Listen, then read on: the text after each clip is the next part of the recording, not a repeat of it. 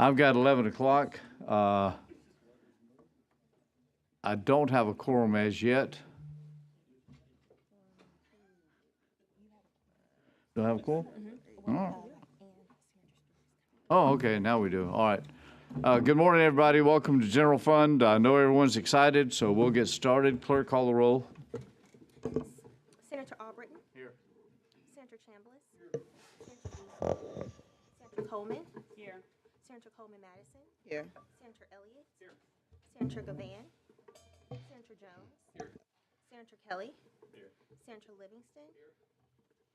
Senator Orr? Senator Price? Here. Senator Shonut? Senator Stewart? Here. Senator Stutz? Senator Weaver? We have a quorum. Thank you. Call the first bill. SB 178, Senator Chambliss. Senator Chambliss. Mr. Chairman. Good morning. Good morning. Are you ready? I'm ready. Convince us why yours is a good bill, sir. Okay, this is a issue that was brought to me by a constituent, and the situation is, in a nutshell, because of the way the law is written for our National Guard tuition plan, because of the way it's written with the last dollar type bill, those that are making A's and getting academic scholarships are actually being left out when it comes to that last dollar. This specific instance, this guy got a full ride at a state university, and one of the fees for, he's going to become a fighter pilot. So one of the fees for his class to become just a regular pilot was not paid by the university. And that was fine, so it should go to the National Guard program at that point to be paid. A small amount. Otherwise, if he hadn't had that academic scholarship, they'd have been paying $40,000, $50,000, $60,000. So anyway, this bill will fix that. It has some people are questioning that sort of thing with higher education. So I'm waiting to hear back from them. This is a bill that I brought last year. Didn't have any fix to the issue over the summer. I still don't have a fix for their issue. I think their issue is primarily, Mr. Chairman, funding. This program is capped at $10 million and it's appropriated at $5 million. So I think ultimately that's the solution, is to get that into the $7 million, $7.5 million range. So I did go ahead and throw that out there because that is an issue, but not specifically addressed in this bill. This bill does not address the funding at all. No, sir. But this bill does only expand the benefits to the spouses of those who are serving or have served and have been killed in active duty. You know what, Mr. Chairman? I just talked about the wrong bill. I am sorry. Even when I do that, I never admit it. Well, I know we think you understood what we thought we said. I got flat-footed, so I had to admit it. This bill deals with spouses of members who are killed in service, and the benefit would go to their spouse. It's my understanding that was the intent of the bill to begin with, but it was left out. So this adds it back in. And technically, it is an expansion. However, it was the intent to begin with. I move for approval, Mr. Chairman. Second. We have a motion and at least 3 seconds. Let's call roll. Senator Albritton? Aye. Senator Chambliss? Aye. Senator Beasley? Senator Coleman? Aye. Senator Coleman-Madison? Aye. Senator Elliott? Aye. Senator Gavan? Aye. Senator Kelly, Senator Jones? Aye. Senator Kelly? Aye. Senator Livingston? Aye. Senator Orr? Senator Price? Aye. Senator Shonut? Senator Stewart? Aye. Senator Stutz? Aye. Senator Weaver?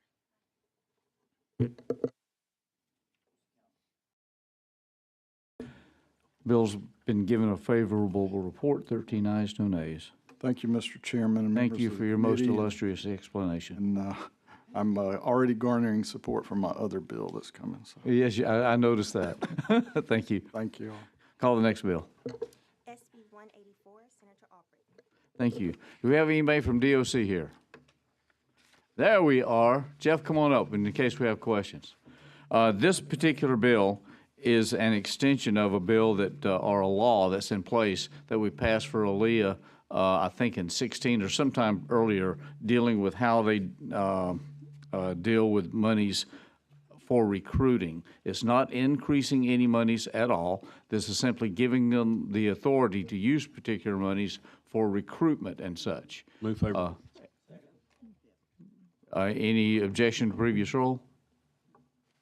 None? Bill's been given a favorable report. You done good. For your comments.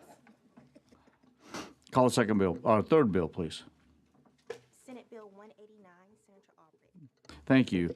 We have a request. Is a Mr. Bo Oford here? There you are. Yes, sir. I understand that you have some comments you wish to make on this bill. Explanations?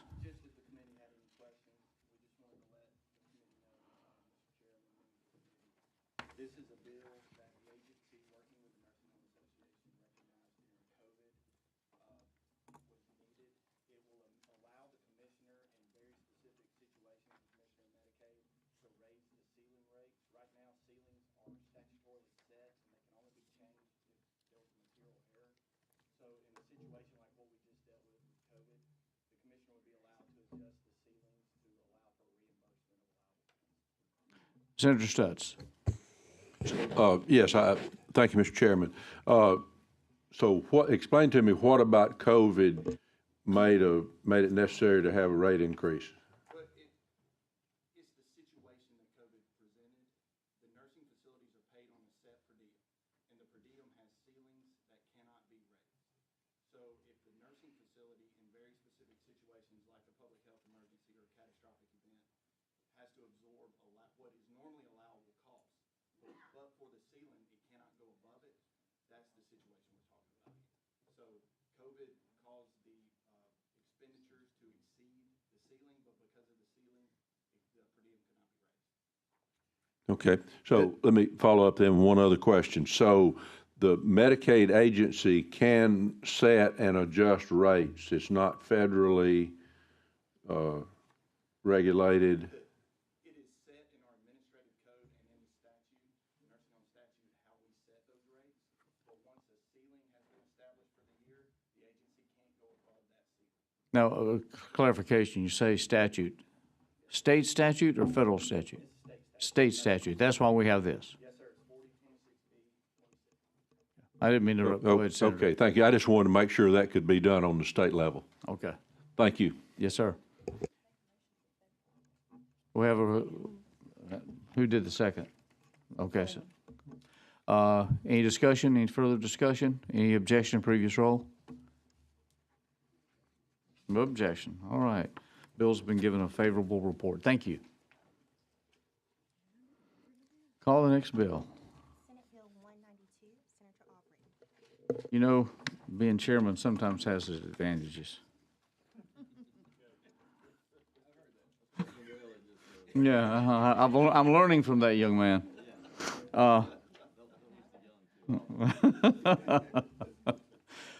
This particular bill, back long ago in a galaxy far, far away, there was a major industrial facility built in North Mobile County dealing with steel. And in that, there was lots of matters that were typically done to draw that company in and such. And what occurred was the state agreed to build an industrial access road from Highway 43, four-lane highway, state highway, into the site of the steel facility where employees would be and materials would be brought and for the construction and those other matters. Subsequently to that, they got it built, and an addition was added, and some more property was obtained, and that type thing, so that roadway, which had been owned by the county, was deeded over to the company. And at that point, the state said, whoa, whoa, whoa, we built that road. That's a public road. You owe us some money, okay? That went into discussions and litigations and other various and sundry matters, and it went to the Board of Adjustments, frankly, at that point, and the Board of Adjustments said, we'll split that baby. State pay this and company pay that. DOT was unhappy with that, and understandably, I can understand to a degree. So from that point, they started looking at DOT at what is the future agreements going to be, and if there's not a protection of that public roadway, then we cannot build it. And I get to about 4 weeks ago, there's another on the other side of the river. By the way, ThyssenKrupp is in my district, okay, full disclosure. There's another big project, an aluminum plant production in Baldwin County, and there's an effort to build an access road from a 4-lane state road, 287, into the site that is owned by the county, and that was going to cost somewhere about $6.7 million. DOT says, wait a minute, what's going to happen in the future? How are we going to do this? And it was apparent that another expansion was going to occur and the same type of scenario was going to happen. So the state said, well, we're not going that route again. We're going to simply deal with the state road that we got, and you guys are on your own on that, okay? That amounts to another $6 million that was not in the planning matters along this. So in the discussions we had in the meeting of this, the aspect of how, and then the society that we're in, is that every employer has to be careful and has to protect not only its property, but also its employees. Security is a real factor. What this bill does is that it allows the private company to establish security controls on a public road to protect their employees and their property. They can put a guard shack up, they can put a gate on, and they can do all that for a matter of protection with the cooperation of the local police and or sheriff. They're not doing it on their own. That also specifies in this bill that that institution of security on a public roadway is not a taking of public property. It does not remove the status of that being a public road at all. It's simply an exercise of protection and security for the purpose of what the sheriff or anyone else might have to do should and when other factors occur. That's what this bill does. It gives some clarification and allows security to be held by private entities under authority of police authority, and it prevents the aspect of the claim. Now, that right-of-way has to maintain and be public, so that would still maintain the public roadway matter so that we avoid any contention that way. I've explained the bill. Any questions?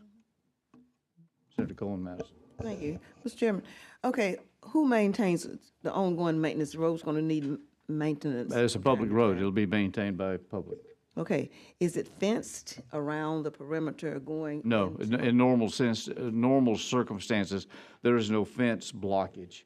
It is simply a control gate. Okay, at this control gate. And I'm speaking of how there is and you've been to many plants and things before, you've seen the same scenario. Right. So at the entrance, is this the entrance is only into this particular facility? That's correct. It goes to the facility. I got you. Okay. It's not stopping traffic flow. Yes, sir. Senator Albritton. Senator Keith. The question I think I have is dealing with liability or exposure for the actions of the security personnel, with it being a public road. Would you address that, please?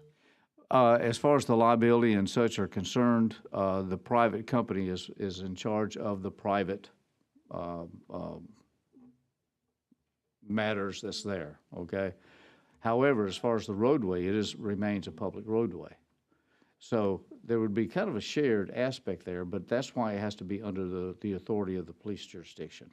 That's either the local or the county. It being under the authority of the police jurisdiction would basically protect the public at that point. Precisely. Thank you. Senator Livingston. As this roadway ends in a plant or facility of production, and it's private, does that allow Leah or Aldot to go in and establish their scales on the roadway that's ending into this same plant for their purposes and targeting, for lack of a better word, only those issues coming in there, those vehicles coming in there? They would have the same controls over the roadways they have over the public roadway. Yeah. If DOT needed or maintenance coming in, that's not what the security is there for. It's not to keep the state out or anyone else out. It's to be able to control the employees and others coming in and out. It's simply functioning as a police authority, if you will, control and security on a basis there that's allowed. Correct. Yeah, similar to. Did I answer your question? Any other questions? Mr. Chairman? Who? You can go ahead. Okay.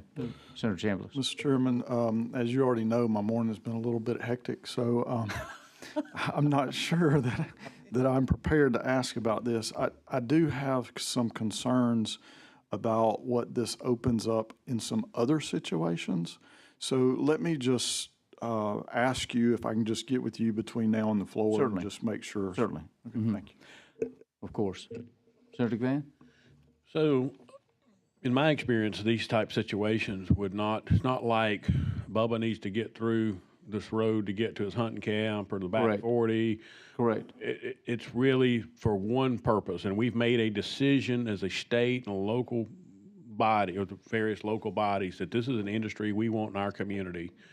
And there's 1,000 jobs in this particular case. Yeah. and so we make infrastructure improvements with that. And so to me, it's just not, because it's not a normal flow of traffic. We're trying to keep bad folks out. We're trying to, protect everyone. I just don't see that we're giving a sacrifice up here by passing this. So I would move favorable report.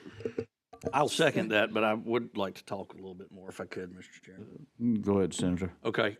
Thank you, Senator Van, for your comments. And I will tell you, Senator Albritton, I'm fully in favor of this legislation, although I am somewhat, We agree. well, I'm somewhat frustrated that it's necessary, and I will say that. The State Department of Transportation is sitting on years' worth of annual appropriations in their Industrial Access Fund, about $11 million a year.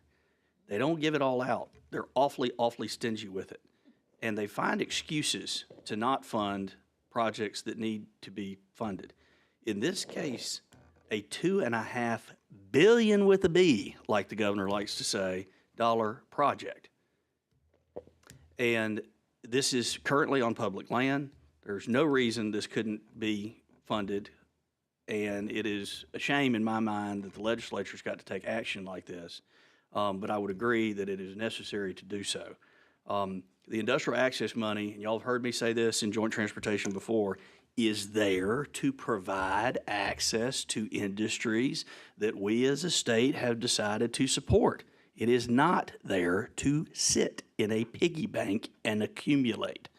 When you have the third largest capital expense in capital investment in the state's history. So, Senator Albritton, I'm fully supportive of your efforts. You are nicer than me when it comes to some of these things, but it needs to happen, and that needs to be said, and I'll say it in the next joint transportation meeting too. I appreciate those comments. Now, I will say this in defense of the Department of Transportation. It is true that we cannot have government building private roads. It is true that we cannot go on private property and build public roads. It is true that we cannot expend public monies for private interest unless and without particular safeguards and matters. The difference is that this issue, it comes up throughout the state.